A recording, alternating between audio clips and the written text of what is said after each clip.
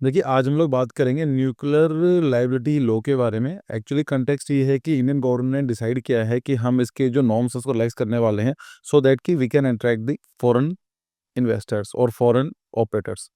तो डिटेल में डिस्कस करेंगे क्या-क्या इश्यूज़ हैं और क्या-क्या इसमें गवर्नमेंट प्लान कर सकती है, कहाँ-कहाँ पर फॉरेन जो एंटिटीज़ हैं उनको प्रॉब्लम आ रही है।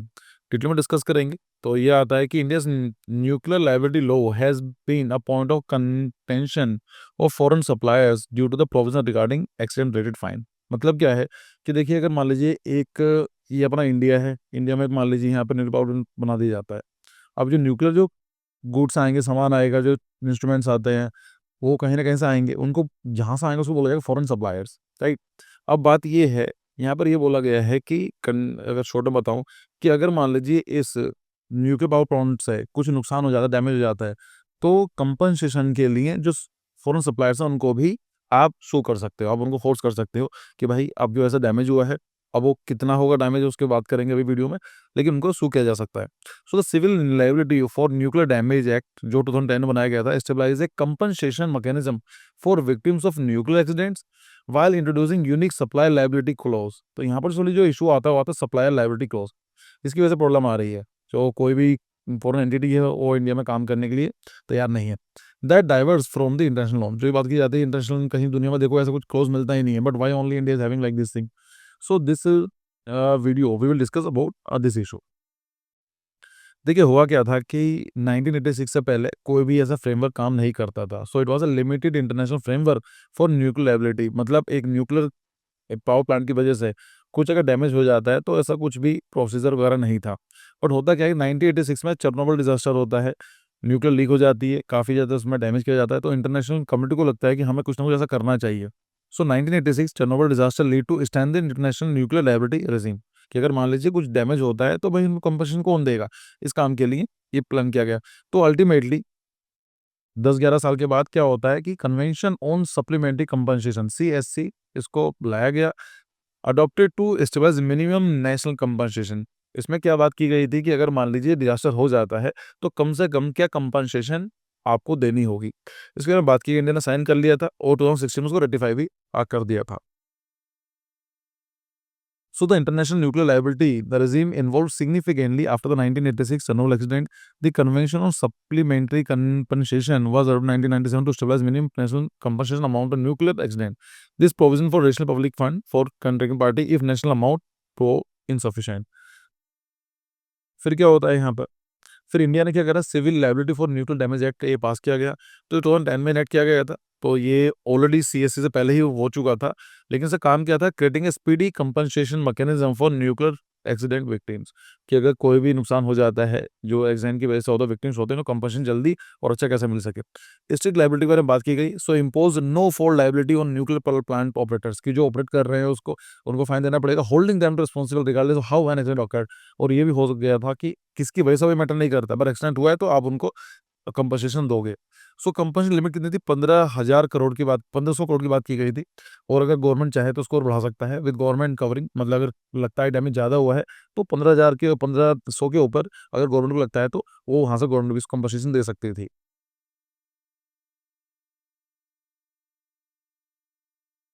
अब बात क्या आती है, यूनिक एस्पेक्ट क्या है सप्लाई लायबिलिटी का। सप्लाई लायबिलिटी समझ में आता है। देखिए, मान लीजिए अगेन फिर समझा देता हूँ कि दिस इज अवर इंडिया, यहाँ पर एक पावर प्लांट बना हुआ है। अब जो उसको ऑपरेट कर रहा है उसको बोलेंगे ऑपरेटर, और जो इक्विपमेंट्स वगैरह देगा उसको बोलेंगे सप्लायर। तो इंडिया का जो क्लॉज है इसमें जो 17 सेक्शन है वो इसके बारे में बात करता है कि सप्लायर को भी कंपनसेशन के फोर्स किया जा सकता है। देखेंगे। सो इंटरनेशनल नॉर्म के बारे में बात करें, so global practice channel liability exclusive to operators not suppliers. वो ये वाली बात करते हैं कि भाई अगर वो सामान दे दिया है, उनके सप्लायर की क्या जिम्मेदारी है, उन्होंने दे दिया, काम खत्म हो गया, चेक कर लो। लेकिन जो भी अगर इंटरनेशनल के बारे में बात करें तो वहाँ पर ऑपरेटर पर ही लायबिलिटी डाली जाती है। सो इससे क्या होता है, अवॉइड लीगल कॉम्प्लिकेशंस। तो लीगल कॉम्प्लिकेशंस कम होंगे। Requires only operator to maintain insurance. भाई सबसे पहली बात है, ऑपरेट कर रहा है, आपका काम उसको देखने का। So make nuclear business viable for suppliers. तो उससे क्या होता है, सप्लायर जो होते हैं और न्यूक्लियर जो प्रोजेक्ट्स होते हैं में काम करने के तैयार हो जाते हैं, वायबल हो जाता है। अब अगर हम बात करते हैं इंडिया की अप्रोच, तो इंडिया की जो CLNDA जो एक्ट है, civil liability nuclear disaster act जो है, वो ये वाली बात करता है लायबिलिटी अलोंगसाइड ऑपरेटर लायबिलिटी। तो सप्लाई लायबिलिटी को भी डाला जाता है कि भाई जो सप्लाई भी करा है उसको भी लायबल होगा। सेक्शन 17 जो है allows right to recourse against suppliers. ठीक है। तो अगेन वाली बात की जाती है, can hold suppliers liable for equipment defect. जो अपने इक्विपमेंट दिए कोई डिफेक्ट आता है उसमें आपको लायबल होना पड़ेगा। Create potential for unlimited exposure. अब सोच कर देखिए, अगर कुछ देता, मान लीजिए 10 करोड़ का सामान देता है वो, और मान लीजिए उसकी वजह से कुछ डिजास्टर हो जाता है, सप्लायर की वजह से कुछ हो रीजन, कुछ भी हो, लेकिन अगर 10 करोड़ की जगह उनको देना पड़े 1500 करोड़, तो कोई भी लायबल तो कोई भी तो नहीं रेडी होगा। तो इसी वजह से जो फॉरेन एंटिटीज हैं वो डरे हुए हैं। सेक्शन 17 में 3 प्रोविजंस हैं, देख लीजिए, सेक्शन 17A, 17B और 17C। सेक्शन 17A है, वो बात करता है allow right to recourse if explicitly mention the contract. तो ये कहता है अगर मान लीजिए कोई एक पावर प्लांट बनाया जाना है, और अगर कॉन्ट्रैक्ट साइन किया जाता है और कॉन्ट्रैक्ट में ये लिखा जाता है कि भाई जो सप्लायर की लायबिलिटी होगी, तो एक कॉन्ट्रैक्ट साइन होगा, तो अगर ये लायबिलिटी कॉन्ट्रैक्ट में लिखा जाता है तो लायब होगा। मतलब अगर यहाँ पर गवर्नमेंट ऑफ इंडिया ये बोल रही है कि अगर कॉन्ट्रैक्ट मना कर दो आप, उसके लिए कॉन्ट्रैक्ट नहीं लिखा जाता है कि, तो सप्लायर जो करने की कंपल्सरी नहीं है। सेक्शन 17B क्या बोलता है, permit right to records if nuclear incident result for from an act और omission by the supplier. Section 17B ये बोलता है कि अगर कोई डिजास्टर हुआ है किसी वजह से, सप्लायर की वजह से, तो वो लायबल होगा। सेक्शन 17 में ऐसी बात करता है, right to records if accident result from international act to cause damage. तो अगेन अगर आप देखा जाएगा तो सेक्शन 17A को पढ़ेंगे तो ये कहीं ना कॉन्ट्रैक्ट के बारे में बात करता है। ये ऑप्शनल देता है कि भाई अगर आप चाहते हो सप्लायर को लायबल बनाना तो ठीक है, नहीं बनाना चाहते हो कॉन्ट्रैक्ट में लिख दो। लेकिन जो सेक्शन 17C और B है, ये कहीं ना कहीं इनडायरेक्टली सप्लाई लायबिलिटी को बनाए जाते हैं। सो अगेन नोची बोला जाता है कि legal expert pointed out that the plain reading of section 17 suggests that the clause A, B, and C are distinct and separate. This interpretation would make supplier liable in case where nuclear incident result from act of omission, potentially exposing them to significant financial burden beyond contractual limitation. तो ये 17 option बनाया जा सकता है, but 17B और C तो कहीं ना कहीं बना ही रहे हैं ना। तो गवर्नमेंट की पोजीशन क्या बोलती है, गवर्नमेंट ये बोलता है कंसर्न विद CSC है।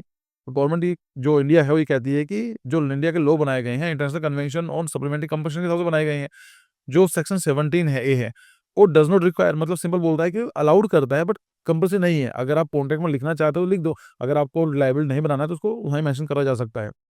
फ्लेक्सिबिलिटी कॉन्ट्रैक्ट, अगेन वाली बात की जाती है कि भाई आपके पास सेक्शन 17 है, it is not compulsory.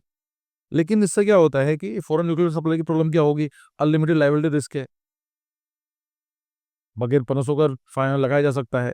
On insurable business risk है, difficult to obtain insurance coverage for undefined liability. अगर मान लीजिए अगर इंश्योरेंस लेना भी चाहते हैं तो कोई भी इंश्योरेंस कंपनी क्यों देगी जब उसका रिस्क भी डिफाइन नहीं है, कुछ भी हो सकता है। So reluctant to enter Indian market. इसका नुकसान ये है कि इंडिया में काम करने के लिए वो तैयार नहीं है। जो सप्लायर्स हैं वो अपने टूल्स, इक्विपमेंट, टेक्नोलॉजी इनको ट्रांसफर करने में रेडी नहीं है। ऐसे अगर देखा जाए तो इंडिया में बहुत सारे न्यूक्लियर पावर प्लांट्स हैं जो बने जाने थे। For example Jaipur nuclear power plant है, जो फ्रांस की हेल्प से बनाया जाना था, 2009 में साइन किया गया था, लेकिन 6 में तो रिवाइज कर दिया गया, बट अगेन इस पर कुछ ज़्यादा काम नहीं हुआ है। कोवरन न्यूक्लियर पावर प्लांट है, जो ये भी बनाया जाना था आंध्र प्रदेश में, लेकिन again liability issue remain the major obstacle, कोई भी काम करने को तैयार नहीं है। और भी है, अगर सिर्फ ये तो 2 का एग्जाम्पल दिया गया है, बट अगर हम देखा जाए तो अदर इंटरनेशनल पार्टनरशिप भी है, यूएसए हो गया, फ्रांस और जापान हो गया, ये कहीं ना कहीं रुके हुए हैं। बस इसमें एक्सेप्शन आता है कुदनपुरम पावर प्लांट का, जो एक्चुअली रशिया के थ्रू बनना था और बन भी गया है। तो इसमें क्या है कि first of all pre CL&D agreement था, मतलब इसके जो एग्रीमेंट हैं, जो इसके लाइबिलिटी वाला क्लोज है, वो उससे पहले ही साइन किया जा चुका था, तो ये वाला उसमें काम नहीं करता है। स्पेशल एग्रीमेंट है, इंडिया रशिया रशियन लाइक होते हैं, तो उसके लग से कहीं ना कहीं उनको छूट मिली गई है, और यहाँ पर इस चक्कर में अपन सक्सेस भी देखने को मिली है। यहाँ पर अगेन वही वाली बात की जाती है कि जो सेक्शन 17 है, सबसे इंपॉर्टेंट जो है इस एक्ट का वो यही है। सेक्शन 17 ये बोलता है परमिसिबल है बट नॉट मैंडेटरी, गवर्नमेंट ये बोलती है। बट अगर लीगल एक्सपर्ट ये बोलते हैं कि भाई अगर रीडिंग करोगे तो कहने अलग अलग हैं। सेक्शन C और B जो है ये कहीं ना कहीं बताते हैं again operator can choose not to excise the right of records. मतलब अगर आप कॉन्ट्रैक्ट साइन कर दो, ऑपरेटर ये बोल देते हैं कि भाई हम सप्लायर को हम लोग रिकॉर्ड्स नहीं करेंगे, तो सेक्शन 17A में दिया जा सकता है। But section 17B creates a independent ground for supply liability.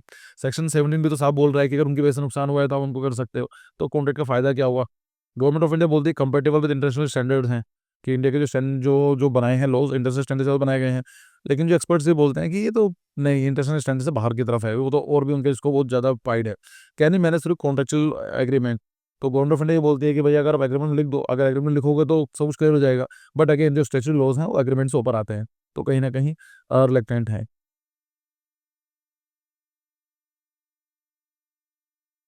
अगर हम बात करते हैं कि अगर रिफॉर्म किए जा सकते हैं, तो यही है कि सेक्शन 17 को मॉडिफाई किया जाए, उसको क्लियर बनाया जाए। इंश्योरेंस पूल बनाया जा सकता है कि अगर सप्लायर कोई कोई चीज़ सप्लाई करता है, तो उसके लिए इंश्योरेंस का कैसा काम होगा। So creating a specialised insurance mechanism to cover supply liability. Contractual solutions दिखाए जा सकते हैं। डेवलपिंग रैशनलाइज्ड कॉन्ट्रैक्ट की प्रॉपर रैशनलाइज्ड कॉन्ट्रैक्ट बना दो गवर्नमेंट ऑफ इंडिया की तरफ से, जो बताया कि भाई ऐसा कुछ बनाया जा सकता है। और सेक्शन 17 को ठीक से इंटरप्रेट करने की ज़रूरत है। लेकिन एट द सेम टाइम ये भी चीज़ समझनी पड़ेगी कि जो नेशनल इंटरेस्ट है, मतलब किसी का नुकसान होता है, कोई विक्टिम है और बिकॉज़ ऑफ द डैमेज, तो उसके लिए भी पैसे देने पड़ेंगे, उनके लिए कंपनसेशन देना पड़ेगा। सो यहाँ पर victim protection is also very important. So ensure adequate compensation for potential nuclear action victim. Energy security भी ज़रूरी है। इंडिया इज़ डेवलपिंग कंट्री, यहाँ पर एनर्जी की नीड होती रहेगी। तो अगर जैसे हमारे प्लांट्स पावर प्लांट्स रुके हुए हैं, ऐसा कहीं न कहीं इंडिया की डेवलपमेंट में हैम्परिंग देखने को मिल रही है। एट द सेम टाइम अगर हम अकेले कुछ काम नहीं कर सकते हैं, so we need to have the international integration. तो अगर इंटरनेशनल एंटिटीज़ तभी आएँगी जब इंडिया के लॉज़ उनके हिसाब से सही होंगे, उनको लगेगा वायबल है। सो इसी आर्टिकल में ये वाली बात की जाती है। आई होप आपको कुछ सीखने को मिला होगा। वीडियो पसंद आई हो तो वीडियो को लाइक कीजिए और चैनल को सपोर्ट कीजिए। Bye bye.